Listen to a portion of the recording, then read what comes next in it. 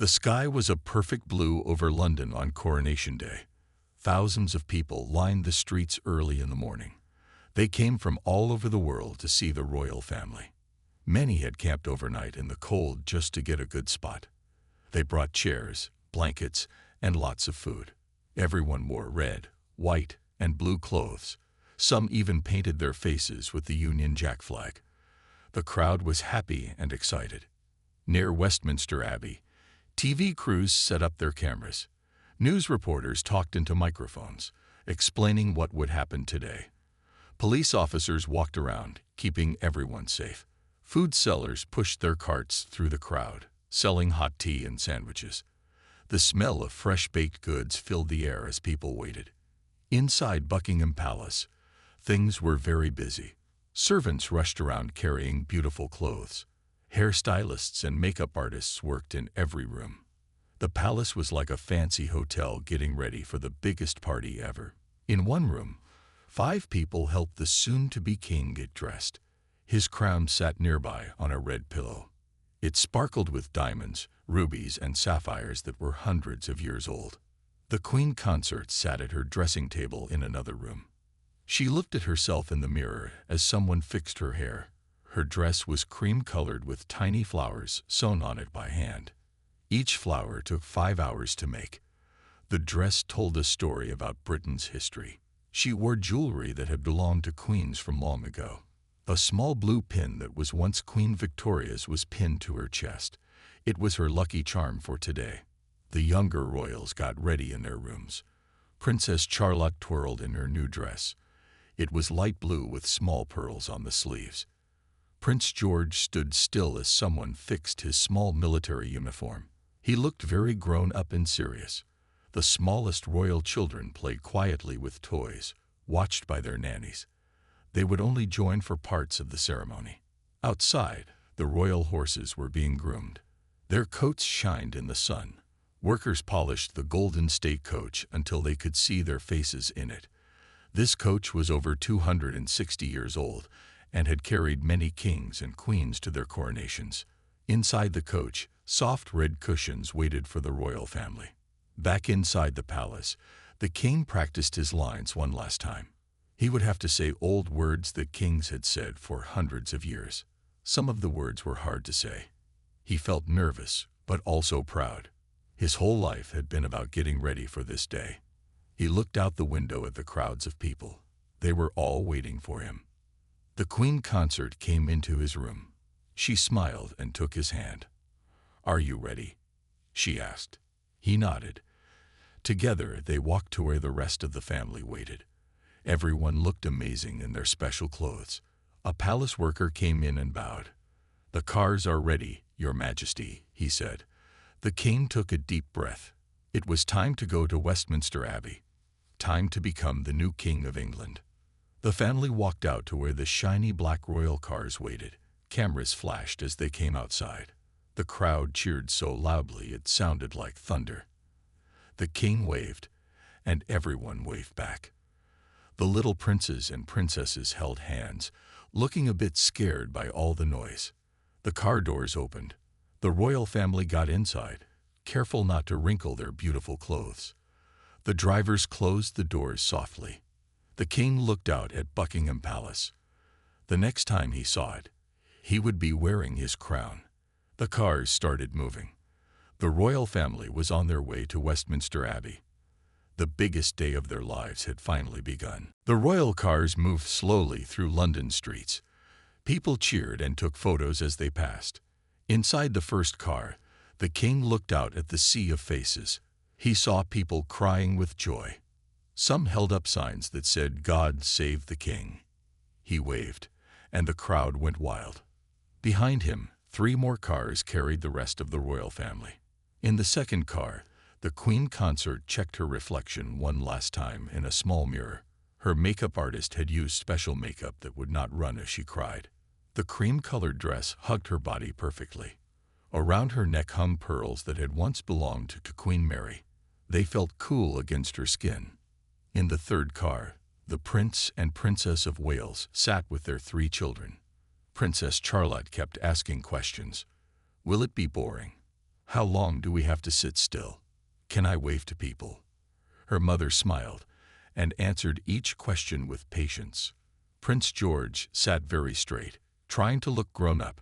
The youngest prince played with a small toy car, too young to understand the big event. The fourth car carried the king's brother and sister with their families.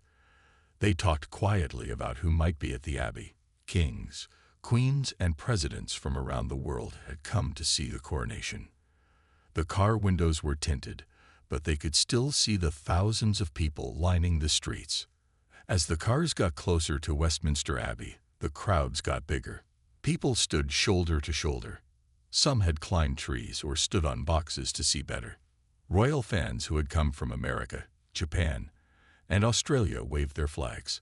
One woman had been to every big royal event for 50 years. She wore a hat covered in small British flags. Police officers on horses rode in front of the royal cars. Behind them came soldiers in bright red coats and tall black hats. They marched in perfect time to the music played by the band. The music could be heard all through London. The golden state coach came next. Empty now, it would carry the king and queen back to the palace after the ceremony. 8 white horses pulled it slowly. Their harnesses shone with gold. 2 men walked beside each horse, making sure they stayed calm with all the noise. Inside Westminster Abbey, 2,000 guests waited. They had been in their seats since early morning. Many of the women wore colorful dresses and big fancy hats. The men wore dark suits with medals and ribbons. The abbey looked magical, filled with flowers from the royal gardens. White roses and green leaves covered every column. The smell was sweet and fresh. Outside the abbey, the first royal car stopped. A man in a black coat opened the door. The king stepped out and stood tall. The crowd went completely silent for a moment, then erupted in cheers. He wore his naval uniform covered with medals and ribbons. Gold braid decorated the shoulders. His shoes had been polished until they looked like black mirrors. The queen consort joined him, taking his arm. Her dress caught the light as she moved. Together they stood for a moment, looking at the ancient building where kings and queens had been crowned for almost 1,000 years. The abbey's tall towers reached up to the blue sky. The Prince and Princess of Wales came next with their children. The crowd loved seeing the little princes and princesses. The children smiled shyly. Cameras flashed from every direction. The rest of the royal family joined them on the steps of the abbey. Together, they made a perfect picture. The beautiful old building behind them, the happy crowd in front. Every detail of their clothes had been planned for months. Nothing was left to chance. The royal stylist watched nervously from the side. Would the world love what they were wearing? Would fashion magazines praise her choices? The great doors of Westminster Abbey stood open, waiting. Inside, the Archbishop of Canterbury prepared for the ceremony that would make history. The king took a deep breath and squeezed his wife's hand. It was time to enter the abbey and begin the coronation that the world had been waiting for. The great doors of Westminster Abbey closed behind the royal family. They stood in the entrance hall for a moment. The noise of the crowd outside became quiet. Inside, the abbey was cool and smelled of incense and flowers. A church official in a long black robe bowed to the king. He would guide them through the ceremony. The king looked up at the high stone ceiling. Kings and queens had walked this same path for hundreds of years. He thought about his mother and father. They had taught him how to be royal. Now it was his turn to wear the crown. He felt both happy and sad. The queen consort noticed his face change.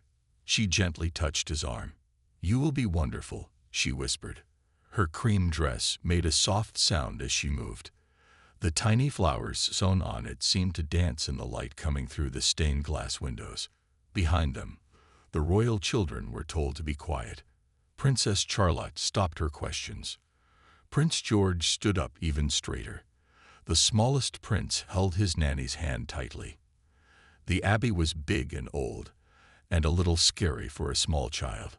A group of choir boys in white robes lined up in front of the royal family. They would sing as the family walked down the long aisle. Their voices were pure and clear, like angels. The music began, and everyone inside the abbey stood up. The king and queen consort walked slowly behind the choir boys. Every step was practiced and perfect. They did not walk too fast or too slow. The king kept his eyes forward. His face was serious now. This was the most important walk of his life. The abbey was full of important people. Presidents sat next to movie stars. Rich business people sat next to religious leaders. Everyone wore their best clothes. The women's jewelry sparkled in the light. When the king passed by, they all bowed their heads. In the middle of the abbey stood a special chair. It was called the Coronation Chair. It was more than 700 years old and made of oak wood. Every king and queen since 1308 had sat in this chair to be crowned. Under the seat was a special stone called the Stone of Scone. It had been used to crown Scottish kings for hundreds of years. The royal stylist watched from the side as the family walked. She checked that every outfit looked perfect. The king's uniform had been made by the same company that made clothes for his grandfather. The queen consort's dress designer had worked for 6 months to make it perfect. Even the children's clothes were made by famous designers. The Prince and Princess of Wales followed behind the king and queen consort. The princess wore a dress in light blue. Small diamonds were sewn into the fabric so it sparkled when she moved. In her hair was a small tiara that had belonged to Princess Diana. It was her way of remembering her husband's mother on this special day. Photographers stood in special places around the abbey. They took pictures that would be in newspapers around the world. Fashion magazines would talk about these clothes for years. The royal family knew they had to look perfect from every angle. As they walked, people could see all the details of their outfits. The king's medals told the story of his life in the Navy. The queen consort's jewelry showed her connection to past queens. The children's clothes matched in style and color, showing they were a family. The Archbishop of Canterbury waited at the altar. He wore special robes covered in gold patterns. In his hands he held a Bible that was hundreds of years old. Behind him on a table sat the crown, scepter, and orb. These special objects were only used at coronations. The royal family reached the front of the abbey. They turned and faced the people. The king looked calm now. He was ready. The queen consort smiled gently. The children stood still and straight, just as they had practiced. The abbey became very quiet. The archbishop stepped forward. His voice echoed in the big space as he began to speak the ancient words. The coronation ceremony that would make history had begun. All eyes were on the royal family and their beautiful coronation clothes. The archbishop began the ceremony with words that had been spoken for hundreds of years. The king stood very still. His military uniform fit him perfectly. Not a button or medal was out of place. The red sash across his chest stood out against the dark blue fabric. The queen consort watched with proud eyes. Her cream dress caught the light from the tall windows. The dress had taken 20 people 6 months to make. Each tiny flower on it had been sewn by hand. Some of the flowers were made with real gold thread. She wore a small crown that had belonged to the king's grandmother. The Prince and Princess of Wales sat in special chairs near the front. The princess's light blue dress matched the color of her eyes. Small diamonds on the dress sparkled when she moved. She kept a careful eye on her children. They had practiced sitting still for hours, but they were still just children. Prince George sat like a small soldier. He wore a child-sized version of his father's uniform. His cousin sat next to him in a dark green suit with gold buttons. The little girls wore dresses the color of spring flowers. Each child wore a small crown of fresh flowers in their hair. The abbey was filled with the sweet smell of flowers. White roses, lilies, and green leaves decorated every corner. The royal gardeners had worked for days to make everything perfect. Some of the flowers came from the royal gardens that the king's mother had loved. The first part of the ceremony was about promises. The king promised to be fair and good to his people. He spoke in a clear, strong voice that everyone could hear. The crown still sat on its cushion, waiting for the special moment. The abbey was very quiet except for the king's voice and the soft music. Even the smallest children sat still, feeling how important this moment was. The ceremony was being watched by millions of people around the world on television. Cameras zoomed in on the royal family's faces and clothes. Fashion experts watching on TV talked about every detail of what they wore. They noticed how the queen consort's cream dress was almost the same color as her skin, making her look like she was glowing. They talked about how the royal children's clothes matched without being exactly the same. The style choices showed both respect for old traditions and modern touches. The king's uniform was very traditional, almost the same as his grandfather had worn. But the queen consort's dress was modern in shape, fitting her body in a way that queens of the past would never have worn. The Princess of Wales had chosen a dress with clean, simple lines, no extra ruffles or fancy parts, but the fabric was special, woven with tiny silver threads that caught the light. Her tiara was small and delicate, not big and heavy like some royal jewels.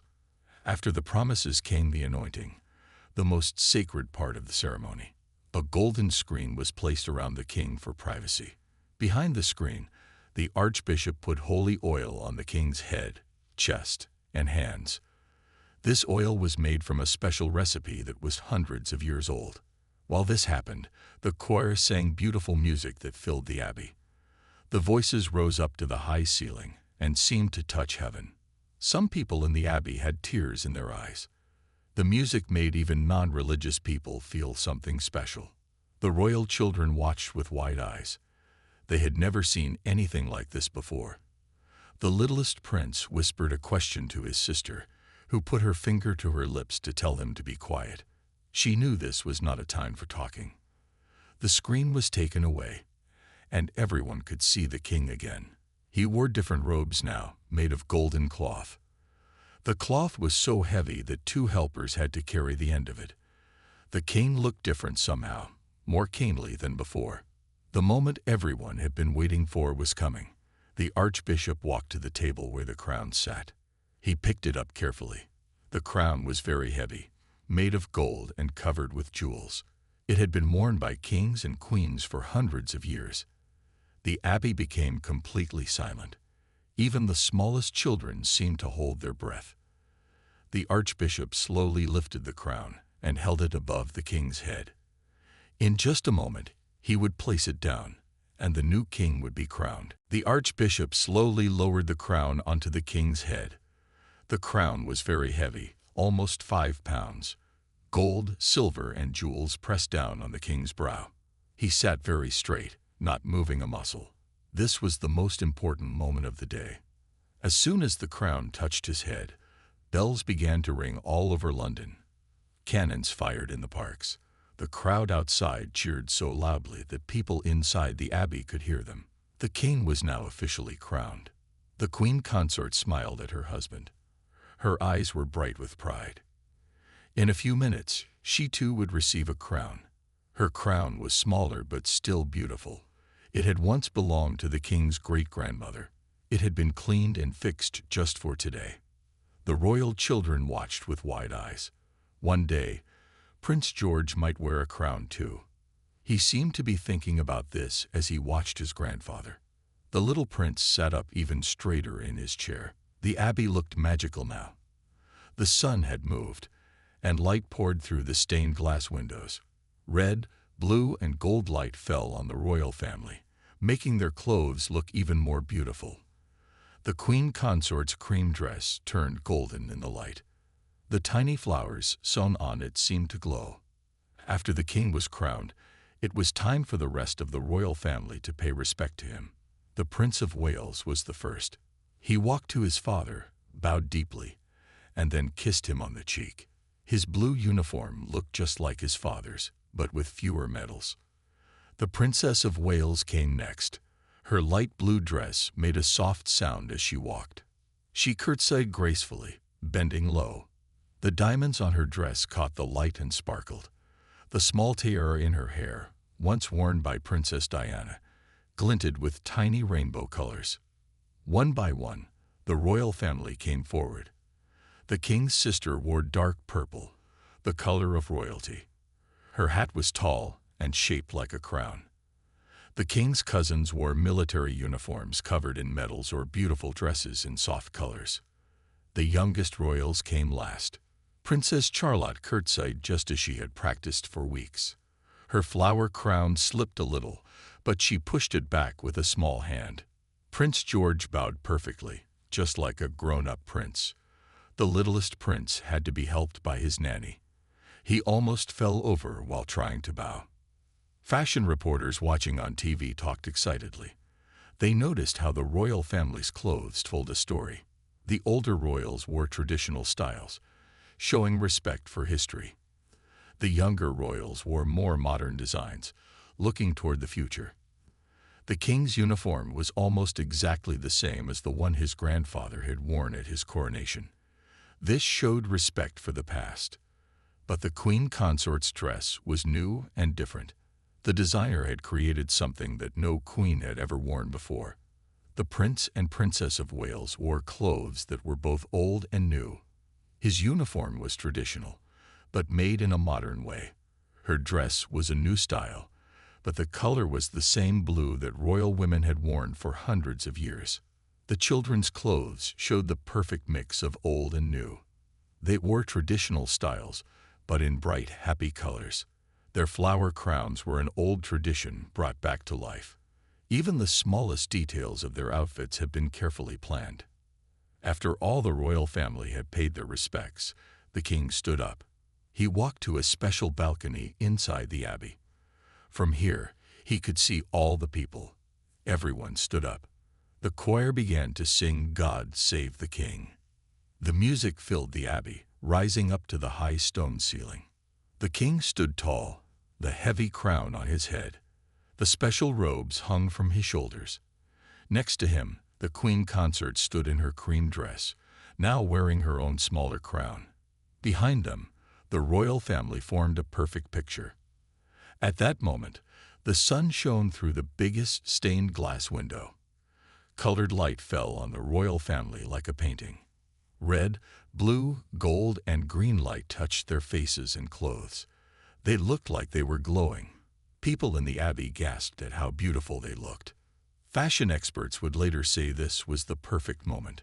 The royal family, in their carefully chosen clothes, standing in the ancient abbey, touched by colored light. It was a picture that would be remembered forever. The perfect mix of old tradition and new style. The coronation clothes had become part of history. After the ceremony in the abbey, it was time to show the new king to the people waiting outside. The royal family prepared to leave. Helpers fixed the king's heavy robes. The crown still sat on his head. He would wear it all the way back to the palace. The queen consort's dress designer quickly checked her outfit. The long day had not wrinkled her cream dress. The tiny flowers still looked perfect. Her makeup artist fixed her lipstick. Even after hours in the abbey, she still looked fresh and beautiful. The royal children were getting tired now. They had been sitting still for so long. Princess Charlotte whispered to her mother, asking when they could go home. The Princess of Wales smiled and whispered back that it wouldn't be much longer. She fixed her daughter's flower crown, which had slipped again. The great doors of Westminster Abbey opened. Outside, thousands of people waited. The sun was still shining. It had been raining for days before, but today the weather was perfect. People said it was a good sign for the new king. The king stepped out first. When the crowd saw him wearing the crown, they cheered so loudly that it hurt people's ears. He smiled and waved. The crown was heavy, but he stood very straight. The special robes glowed golden in the sunlight. The queen consort came next, holding his arm. Her own smaller crown sparkled. Together, they stood for a moment, letting everyone see them. Camera flashes went off like lightning all around. This picture would be on the front page of every newspaper tomorrow. Behind them came the rest of the royal family, stepping out into the sunshine. The Princess of Wales held her youngest son's hand. He looked tired but happy. Prince George walked beside his father, trying to copy how straight he stood. Princess Charlotte waved to the crowd, making people laugh and cheer. The king's sister came next in her dark purple dress. Her hat was so tall that she had to duck a little to get through the door. The king's brother followed with his family. His daughters wore matching yellow dresses, bringing color to the royal group. Outside the abbey, the golden state coach waited. 8 white horses stood very still, held by men in special uniforms. The coach shone in the sun like it was made of real gold. Inside were red velvet seats fit for a king. Helpers opened the coach door. The king and queen consort carefully got inside. The king's robes had to be arranged so they wouldn't wrinkle. The crown had to be kept straight on his head. Everything had to look perfect for the ride back to the palace. The rest of the royal family got into cars behind the coach. The Prince and Princess of Wales helped their tired children into their car. Princess Charlotte fell asleep almost as soon as she sat down. Prince George kept looking out the window, not wanting to miss anything. As the coach started to move, bells rang out again. The crowd cheered and threw flowers. Some people had waited all day just for this moment. They would tell their grandchildren about seeing the new king in his crown. Inside the coach, the king and queen consort waved through the windows. They looked happy but tired. The ceremony had been long and serious. Now they could relax a little on the ride back to Buckingham Palace. The route to the palace was lined with soldiers in bright red uniforms. They stood perfectly straight as the coach passed. Behind the soldiers were thousands of people, all trying to take pictures. Everyone wanted to remember this special day. Fashion reporters were still talking about the royal clothes. They said the king's outfit was perfect for a king. Not too fancy, but still royal. The queen consort's cream dress was being called the dress of the century because it was so beautiful and well made. The Princess of Wales's blue dress was already being copied by designers. By tomorrow, stores would be selling cheaper versions of it. Women all over the world would want to look like her. The royal children's outfits would start new styles for children's clothes. Even the queen consort's makeup was being talked about. Women wanted to know what lipstick she wore that lasted so long without smudging. Her hairstyle would be copied by thousands of women. The royal stylists had done their job well. As the coach moved through London, it passed famous places. It went by Big Ben and the Houses of Parliament. It passed Trafalgar Square, where huge screens showed the coronation to people who couldn't get close to the abbey. Everywhere, people cheered and took pictures.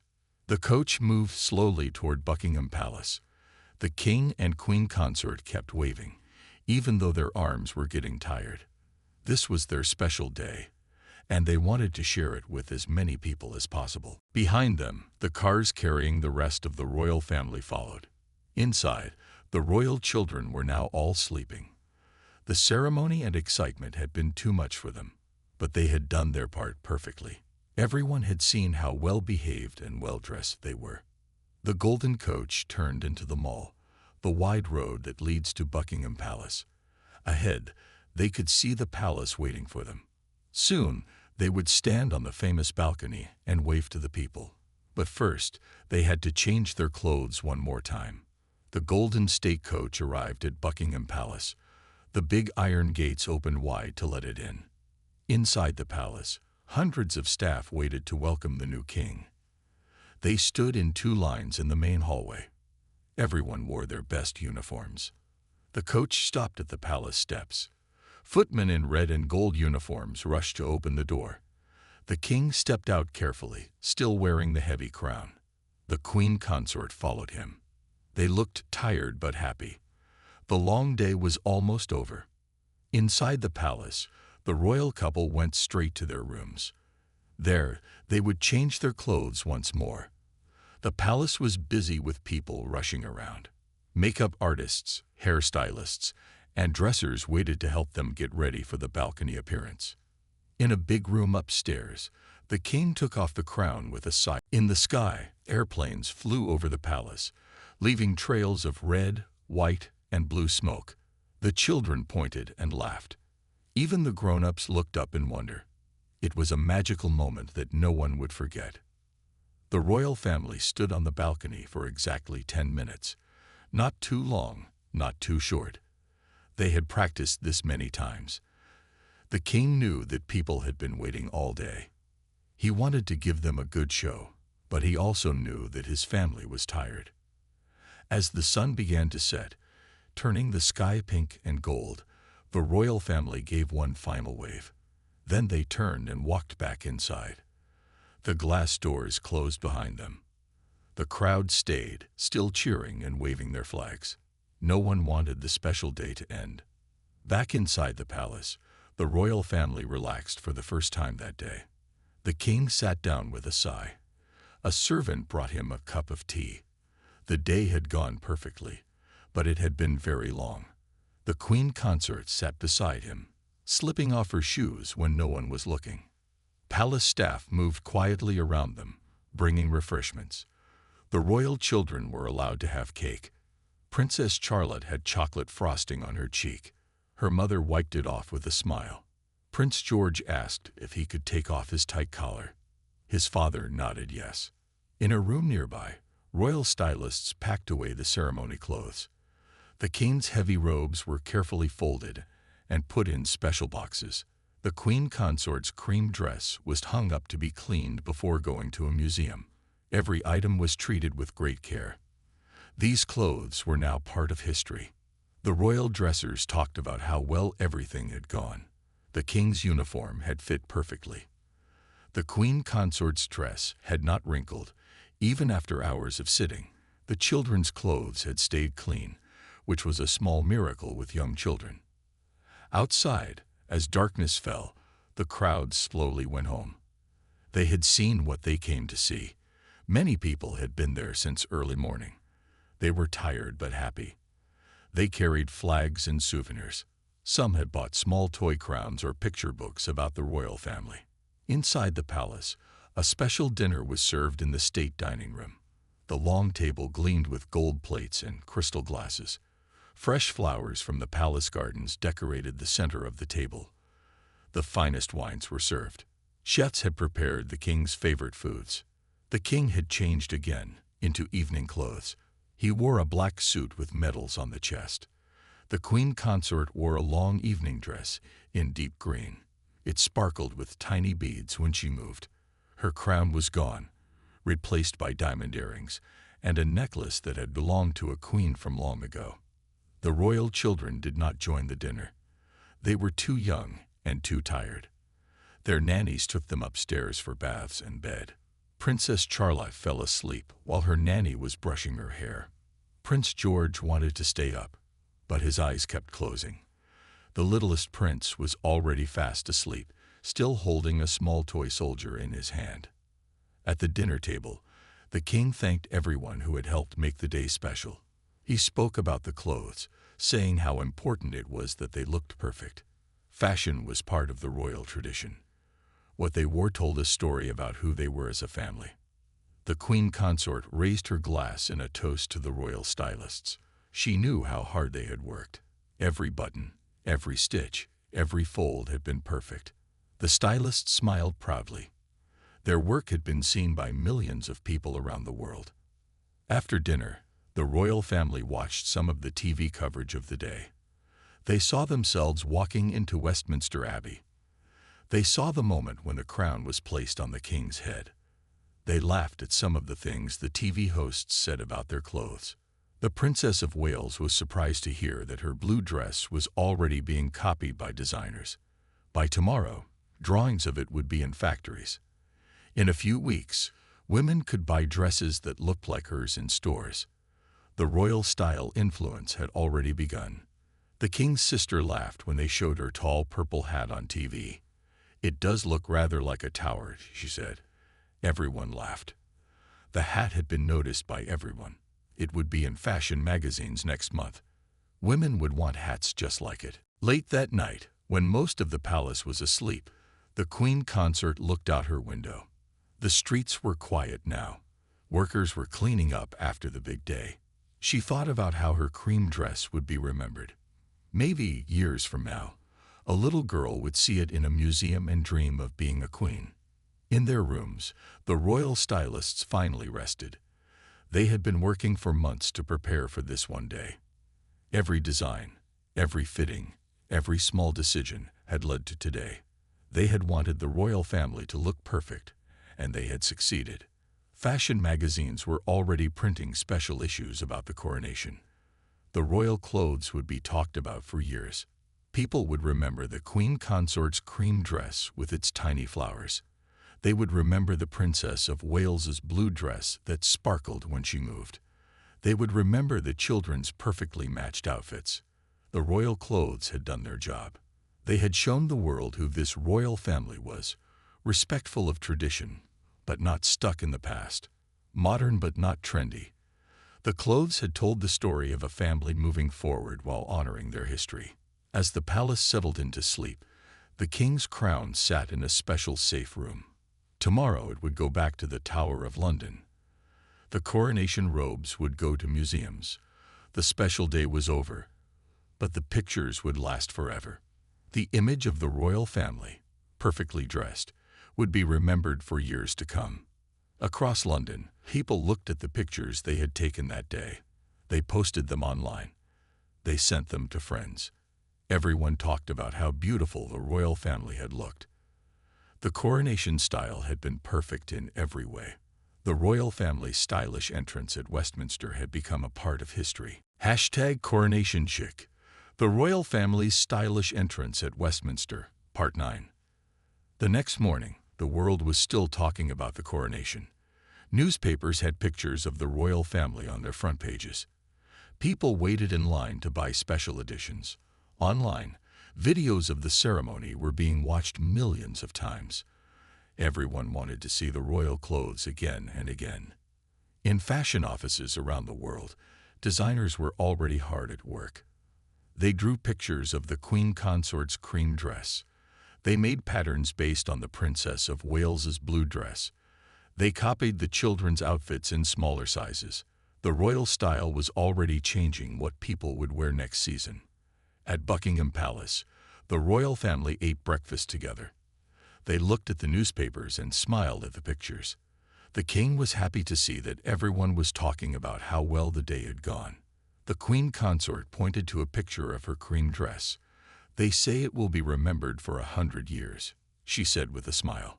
The royal children were excited to see themselves in the papers.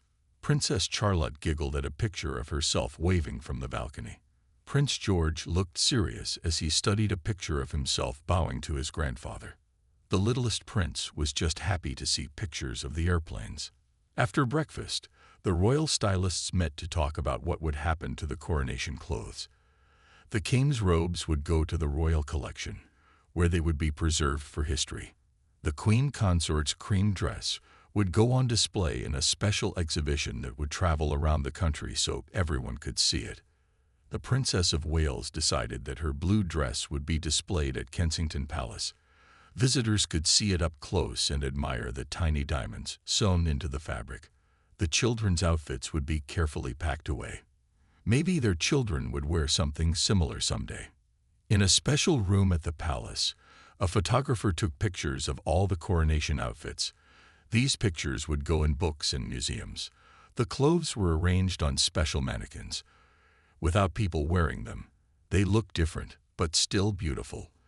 The photographer made sure to capture every detail, every stitch, every button. Outside the palace, tourists took pictures of themselves in front of the gates. Some wore t-shirts with pictures of the royal family on them. Shops in London sold mugs, plates, and tea towels with pictures of the king and queen consort in their coronation outfits. The royal style was everywhere. At Westminster Abbey, workers cleaned up after the ceremony. They found a small button that had fallen from someone's clothes. They carefully saved it, not knowing who it belonged to. The abbey would soon be open to visitors again. People would stand where the royal family had stood. They would take pictures and remember the beautiful clothes they had seen on TV. Fashion magazines called the palace to ask questions about the clothes. Who made the Queen Consort's cream dress? How many people worked on it? How many hours did it take? What were the flowers made of? The Royal Press Office answered all these questions. They wanted people to know how much work had gone into making everything perfect. In other countries, royal families talked about the British coronation. They admired the style and the attention to detail. Some of them would use similar ideas when they had big events. The British royal style would influence royal fashion around the world. Department stores quickly made copies of the royal outfits. They couldn't be exactly the same, but they could look similar. Women could buy dresses like the queen consorts, but made with cheaper materials. Little girls could have dresses like Princess Charlotte's. Everyone wanted to dress like the royal family. The royal stylists were already thinking about the next big event. There would be a coronation ball next month. The royal family would need new clothes for that. The king would wear formal evening clothes. The queen consort would need a ball gown. The planning never stopped. The king's dresser carefully put away the military uniform he had worn on the balcony. It would be needed again soon for another event. The buttons were polished one more time before the uniform went into its special closet. Everything had to be ready for next time. The queen consort looked at sketches for her next important outfit. After the cream dress, anything would seem simple, but she knew that people would still watch what she wore. Every time she appeared in public, people would take pictures. Fashion experts would talk about her choices. Being royal meant always looking perfect. A week after the coronation, the queen consort visited a fashion school. Young designers showed her their work. One girl had made a small copy of the cream coronation dress. The queen consort was touched. She told the girl that someday she might design real clothes for the royal family. The girl smiled, her dreams suddenly seeming possible. The coronation clothes had done more than just look good for one day.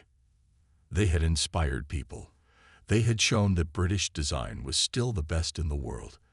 They had connected the royal family to the people. Through fashion, the royal family had told their story. Years from now, people would still look at pictures from the coronation. They would still talk about the queen consort's cream dress with its tiny flowers. They would remember the Princess of Wales's blue dress that sparkled in the light. They would smile at the perfect little outfits worn by the royal children. The coronation style would become part of royal history, just like the crowns and the thrones. It would be remembered alongside the ancient words and the sacred oil, because in the royal world, clothes are never just clothes. They are symbols. They are stories. They are history being made. In the royal closets at Buckingham Palace, the everyday clothes waited for tomorrow. But the coronation outfits had finished their job. They had helped welcome a new king. They had shown the world the best of British style. The royal family's stylish entrance at Westminster would be remembered for generations to come.